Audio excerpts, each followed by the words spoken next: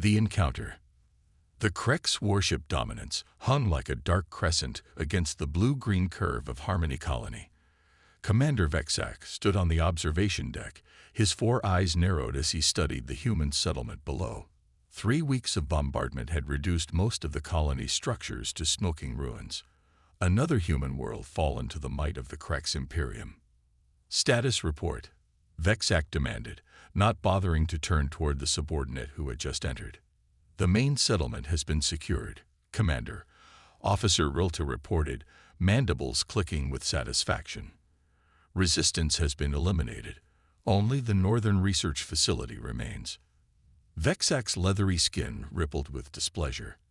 And why hasn't it been taken yet? It's built into a mountain, heavily fortified. But intelligence suggests it contains valuable human military research. We've dispatched Strike Team Krell to infiltrate and secure any technology of value. Vexak clicked his approval. Strike Team Krell was led by his most ruthless captain, a veteran of 17 colonial conquests. Tell Krell I want updates every 30 minutes. Yes, Commander. As the officer departed, Vexak turned back to the viewport. Something about this colony bothered him. Human resistance had been fierce but brief. Too brief, as if they'd been buying time for something. Captain Krell led his 12-soldier strike team through the blasted doors of the research facility. Their chitinous armor gleamed under the intermittent emergency lights still functioning in the complex. The air smelled of ozone, burnt circuitry, and the unique copper salt tang of human blood. Spread out, Krell ordered. Secure the main laboratories first, then the data centers. The soldiers moved with practiced efficiency, weapons raised. They had done this a dozen times before on other human worlds. Locate, secure, extract. Humans were predictable prey. Captain, called Sub-Lieutenant Mex. You should see this. Krell moved to where Mex stood in what appeared to be the facility's main command center. Bodies of humans lay scattered, some partially burned by energy weapons, others crushed beneath fallen equipment. But what caught his attention was the wall display. A series of images and text files, still cycling through on backup power. What am I looking at? Krell asked. Human military files, sir. Personnel records of some kind. Krell stepped closer. The display showed images of human soldiers, but with unusual modifications. Armor systems integrated directly with flesh. Neural implants. Weapons that seemed to merge with their wielders. Project Phantom. Mex read aloud from the translated text. These are their elite warriors, supposedly. Another soldier, Vrak, laughed harshly. Pitiful. Where are these elites now? Dead like the rest. Krell wasn't so quick to dismiss them. He'd fought humans before, knew their tenacity. Search the records, find out what this project was. As his soldiers ransacked the command center, Krell examined more of the files. The humans had been developing something here, combat systems beyond anything the Kreks had encountered before. Soldiers enhanced beyond normal human limitations, operating in what they called shadow protocols. No oversight, no restraints. Humans and their myths, scoffed Vrak, who had joined him at the display. Always spinning tales of super soldiers and invincible warriors. Yet they'd fall like all the rest. Mex had accessed another terminal. Sir, according to this, the facility was working on something called Project Wraith.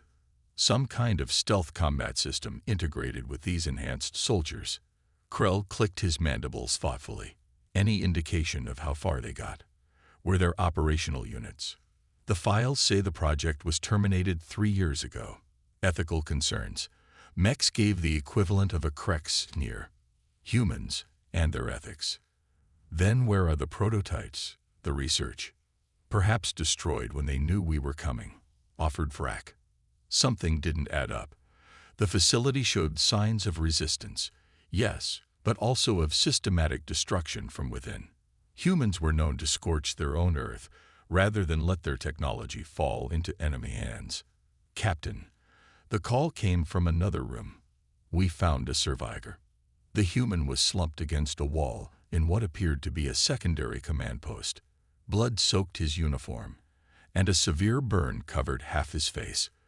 But his eyes, they were alert, tracking the Krek's soldiers with unnerving focus. "Surprising," Krell said, crouching before the wounded man. "Most of your kind are dead." The human coughed, blood speckling his lips. "Not dead enough." Krell activated his translator unit. "This facility. What were you protecting here?" The human's laugh turned into a wet, ragged cough. "You wouldn't believe me if I told you." "Try me," Krell said, mandibles clicking in amusement. "Project Wraith," the human whispered.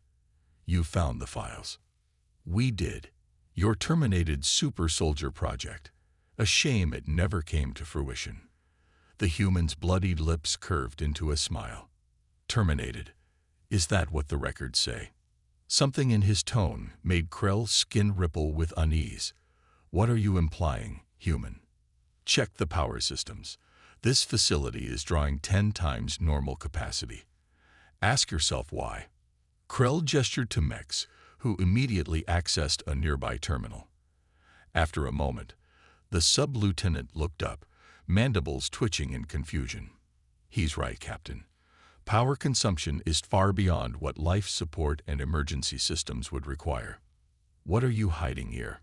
Krell demanded, grabbing the human by his collar. The man didn't flinch.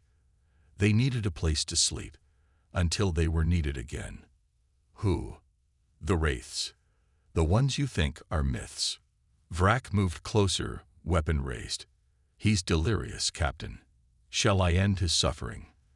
The human's eyes never left Krell's. "You should have believed the stories." "What stories?" Krell growled. "About what happens when humans have nothing left to lose." The man's head lolled to one side, eyes rolling back. "Too late now. They're waking up." As if on cue, the facility's lighting changed, emergency red shifting to a cold, pulsing blue. A low hum began to resonate through the walls. "What's happening?" demanded Krell. Mex was frantically working at the terminal. "System override, Captain. Something's activating in the lower levels." The human laughed again, blood bubbling between his teeth. "They're real," he whispered, "and they're hungry." Krell ordered an immediate sweep of the lower levels. 6 soldiers descended while he remained with the others to secure the command center and their dying informant. The human had fallen unconscious, breathing shallow, but that smile still played on his lips. "Captain," Mex called from the terminal. "I've accessed some of their classified files. Project Wraith wasn't terminated. It was blacklisted, moved off official records." "Explain," Krell demanded. "They were creating soldiers, but not normal ones. Humans modified beyond recognition. Neural systems overwritten, pain responses eliminated, empathy centers burned out. They called them post-humans." Vrak scoffed. "More human myths. If such creatures existed, where are they now?" The facility lights flickered, and the comms crackled to life. "Captain, it was Zex, one of the soldiers sent below. We found something." Static interrupted, followed by a sound that Krell couldn't immediately identify. A wet, tearing noise, then screaming. "Zek's report." Krell barked into his comm. Only static answered, then silence. "Fertal, Gan, go check on them," Krell ordered. 2 more soldiers headed for the stairs that led below. Mex was still reading from the terminal, his voice growing uneasy. "Sir, according to this, the Wraiths were put into stasis, some kind of cryosuspension, but the system was designed to activate if the facility was ever breached." "Are you saying?" A scream cut through the comms again, this time from Fertal. "They're not human. They're not." The transmission cut off abruptly. Krell's instincts screamed danger, defensive positions. Now, his remaining soldiers formed a perimeter, weapons trained on the doorways.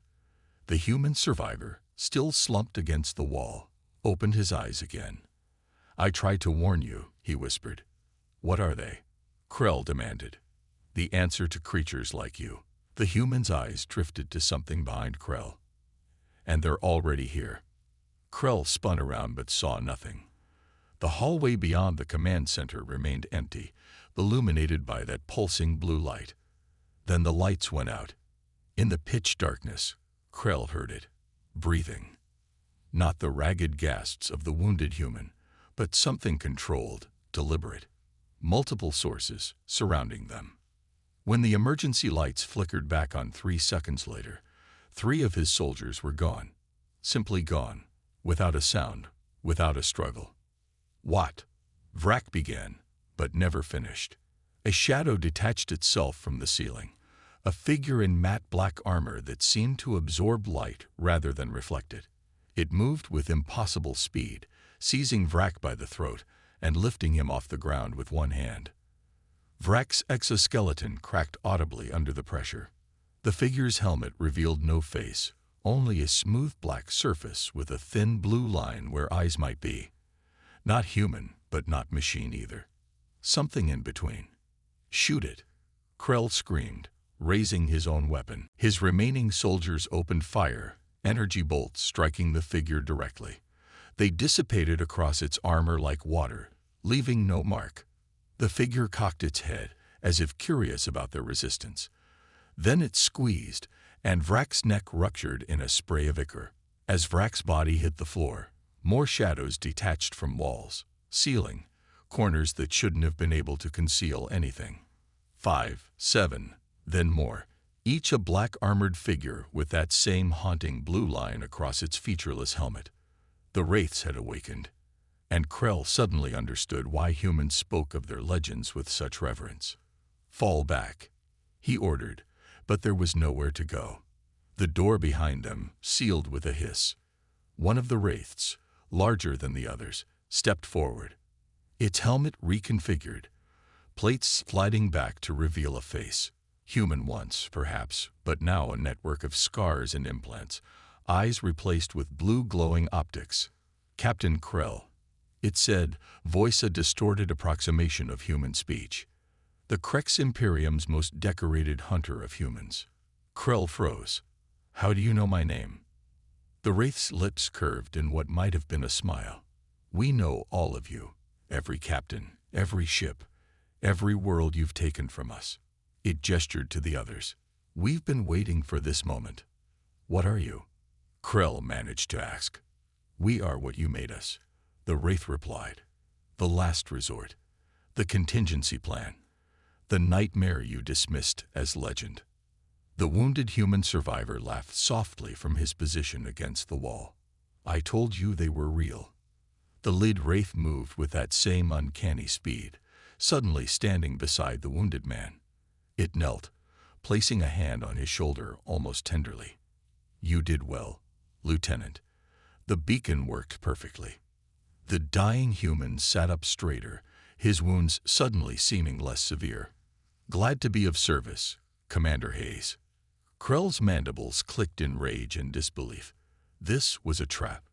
The Wraith commander turned back to him. Not just a trap, Captain. A beginning. With a gesture from Hayes, the other Wraiths moved in, silent and methodical. The last thing Krell saw before darkness claimed him was the blue glow of those inhuman eyes, and he understood at last. Some legends existed for a reason. Some myths were meant to be feared. The Reckoning. Aboard the Krex warship Dominance, Commander Vexak paced the command bridge. Strike Team Krell was now 4 hours overdue for their scheduled report. His orders had been clear, updates every 30 minutes. Any response to our communications, he demanded of his communications officer. None, Commander. All channels to the ground team remained silent. Vexak's skin rippled with irritation. Send another team. I want to know what's happening down there. Sir, the tactical officer interrupted. Sensors are detecting unusual energy signatures from the human research facility. Power levels are spiking. Explain. It appears to be powering up, not shutting down. There's also unusual movement in the surrounding forest. Vexak moved to the tactical display, mandibles clicking in concentration. Survivors attempting to flee. Movement patterns are too organized, too methodical for fleeing civilians. A cold sensation, something like dread, crawled through Vexac's thorax. In 17 planetary campaigns against humans, he had learned to respect their tenacity, if not their strength. They were capable of surprising tactics when cornered. "Prepare a bombardment pattern," he ordered. "I want that facility reduced to ash." "Commander," the communications officer called suddenly, "we're receiving a transmission from Captain Krell's authentication code." Relief flooded through Vexac. "Put it through." The main screen flickered to life, but instead of Krell's familiar visage, there was only darkness. Then, slowly, a figure moved into view. Humanoid, but encased in black armor that seemed to swallow light. Where a face should be, only a thin blue line glowed. "This is Commander Vexac of the Krex Imperium Warship Dominance," he announced, forcing authority into his voice. "Identify yourself." The figure cocked its head slightly, as if curious. When it spoke, the voice was a disturbing modulation of human tones, overlaid with something synthetic. "Captain Krell is indisposed. Permanently." Vexac's 4 eyes narrowed. "What are you?" "Something you thought was just a story." The figure moved slightly, and the camera angle widened to reveal the command center of the research facility. Bodies of Krex soldiers lay scattered across the floor. Not just Krell's team. The second team Vexac had sent an hour ago was there as well. In the center stood more black-armored figures, silent sentinels around a makeshift communications array. "Your invasion ends here," the figure continued. "We've already transmitted the activation codes to all other Wraith facilities across human space." "Wraith facilities," Vexac repeated. "Did you think this was the only one?" There was almost amusement in that synthetic voice. "Every human colony you've attacked has a contingency like this. Sleeping warriors, waiting for the signal." The tactical officer interrupted urgently. "Commander, we're detecting multiple launches from the surface. Non-standard propulsion signatures." On the screen, the lead Wraith seemed to smile behind its featureless helmet. "That would be my team. Expect company shortly." The transmission cut abruptly to static. Commander Hayes removed his helmet once the transmission ended, revealing a face scared by both combat and deliberate modification. Neural interfaces ran like silver threads beneath his skin, pulsing faintly with each heartbeat. His eyes, replaced with advanced optics, glowed that same eerie blue. Around him, his team of Wraiths worked with silent efficiency, preparing for the next phase. Lieutenant Moore, the wounded survivor who had baited the trap, approached. "Launch teams are away," Moore reported. "Timetable is intact." Hayes nodded. "And our guests?" "The 3 we kept alive are secure." "As you ordered." Hayes moved through the command center to a sealed door at the rear. Inside, 3 Krex soldiers, including Captain Krell, were restrained in specialized containment fields. They struggled uselessly against bonds designed specifically for their physiology. "I apologize for the accommodations," Hayes said, his voice less modulated now that the helmet was removed. "But we needed an audience." "For what?" Krell demanded, mandibles clicking in rage. "For history. Someone should witness how this ends, and take the message back."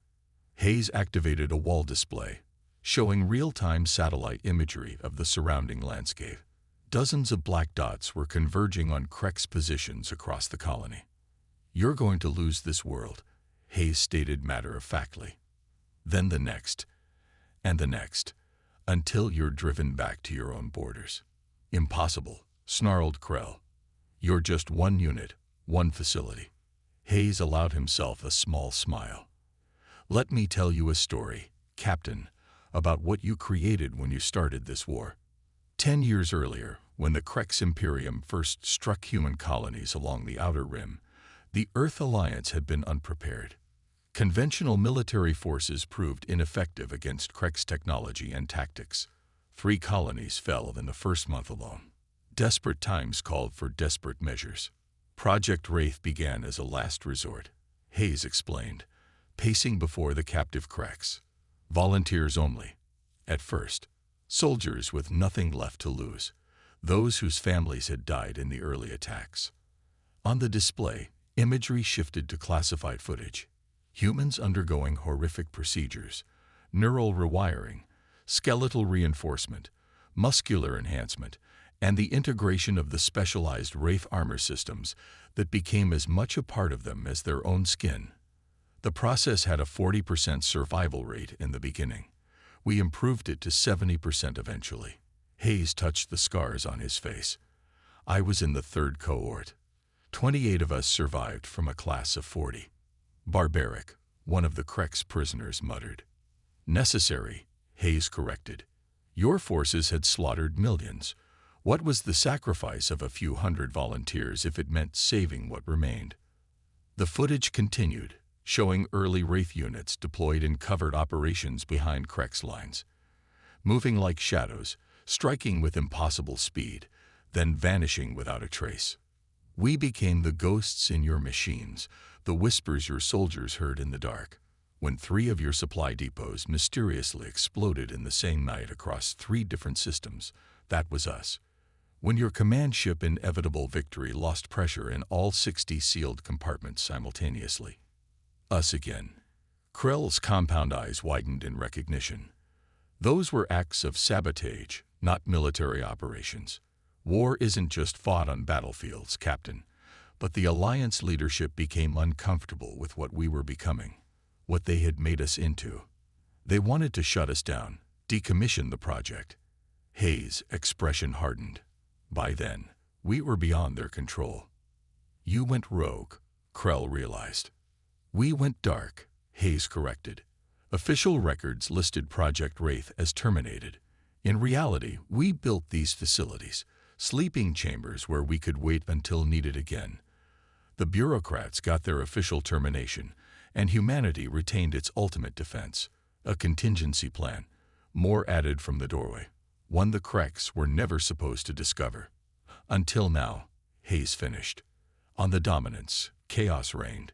Defense systems activated automatically as proximity alarms screamed warnings.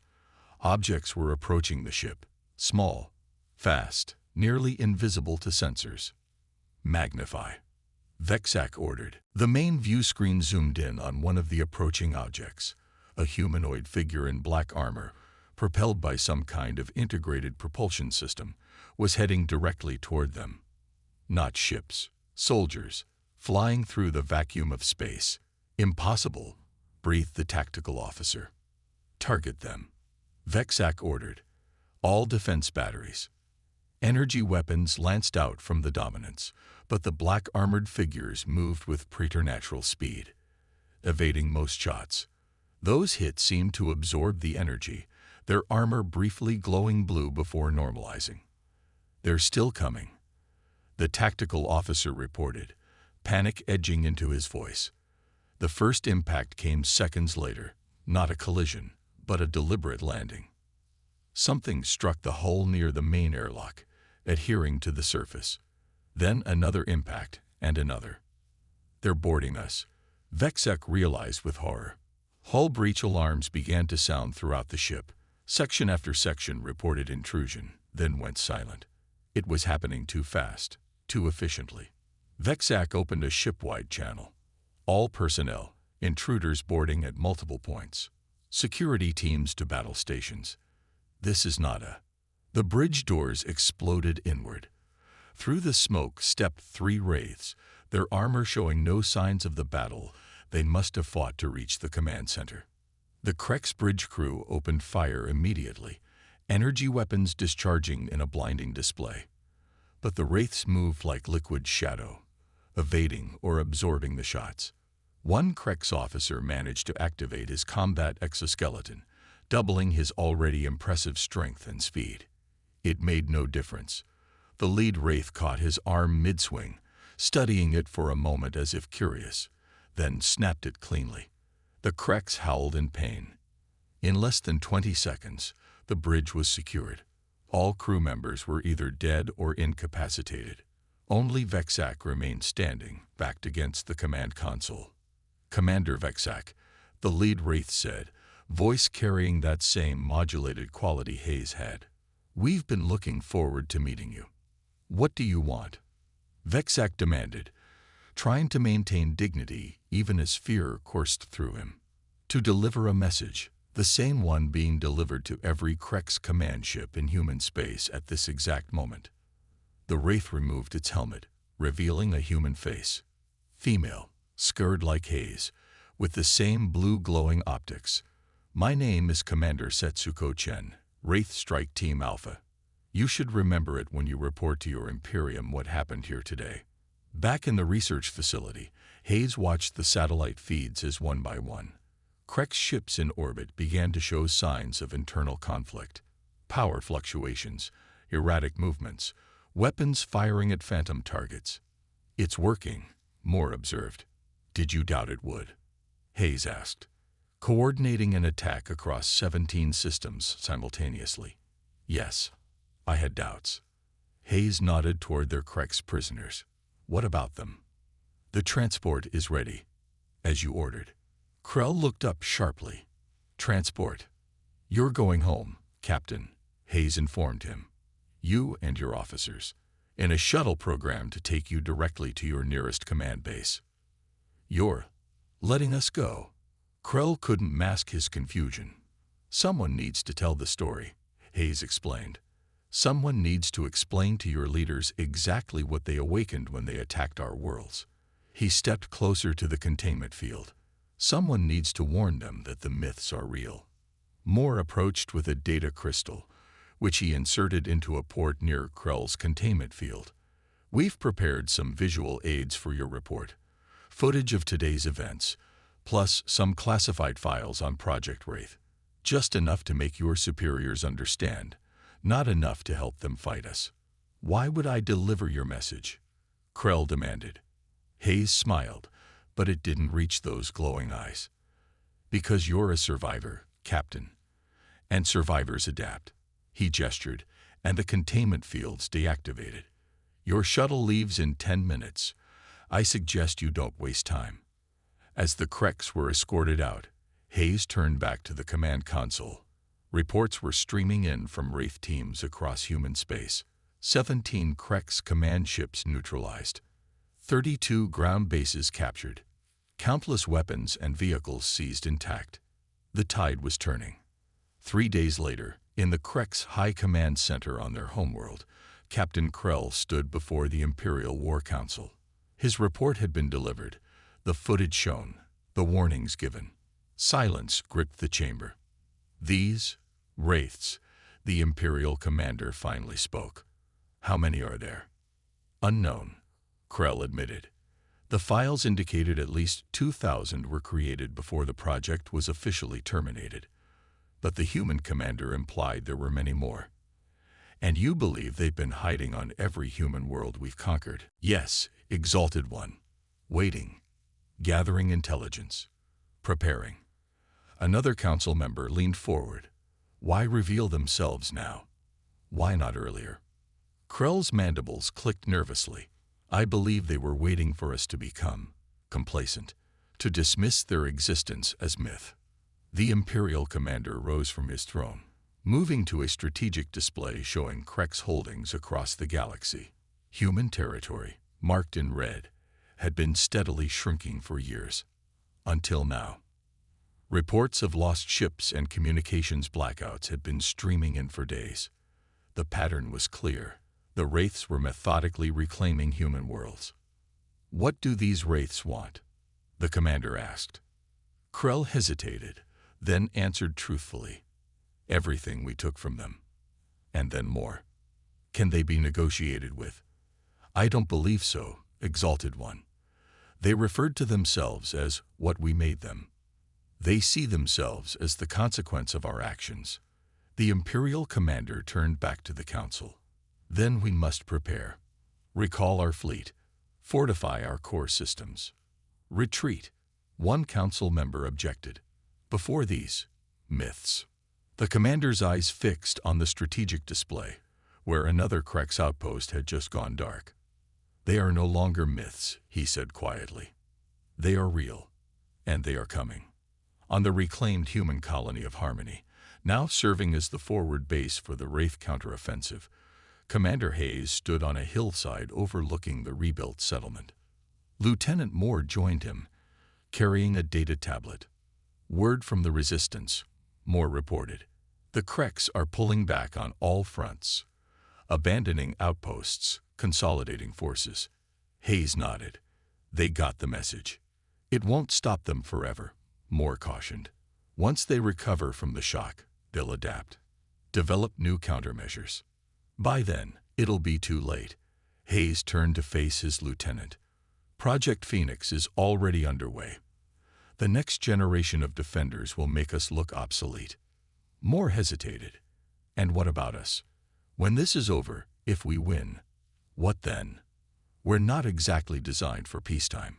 Hayes looked out over the settlement again, watching human civilians rebuilding what war had taken from them.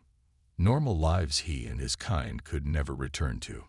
"We'll be what we've always been," he said finally. "The shadows at the edge of civilization. The deterrent.